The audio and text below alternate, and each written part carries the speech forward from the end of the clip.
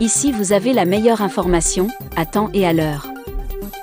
Mais avant de commencer, n'oubliez pas de vous abonner pour plus d'actualités africaines et du monde entier. Les autorités de transition au Mali ont annoncé mercredi un deuil national de 3 jours après avoir confirmé la perte de vie dimanche de 42 soldats maliens lors d'une opération attribuée à des ennemis dans le nord-est du pays, près des frontières du Burkina Faso et du Niger, un assaut au cours duquel l'armée a détruit 37 ennemis.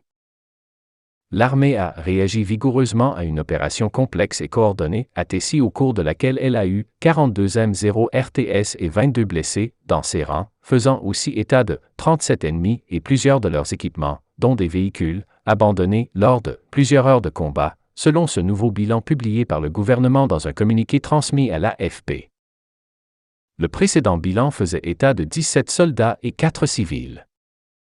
Le gouvernement a évoqué une activité dimanche aux environs de 15 heures GMT, menée vraisemblablement par l'État islamique dans le Grand Sahara, EIGS, et caractérisée par l'usage de drones, d'explosifs, de véhicules piégés ainsi que des tirs d'artillerie, reprenant des informations déjà annoncées lundi par l'armée. L'enregistrement par l'armée des opérations clandestines de survol d'aéronefs indique sans équivoque que les ennemis ont bénéficié d'appuis majeurs, y compris d'expertise extérieure, ajoute le communiqué du gouvernement.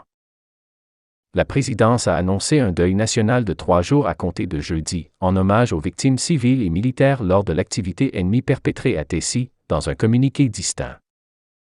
C'est le plus lourd bilan officiel pour l'armée malienne depuis la série d'activités fin 2019, début 2020 par le groupe État islamique de camps militaires dans cette même région des 3 frontières.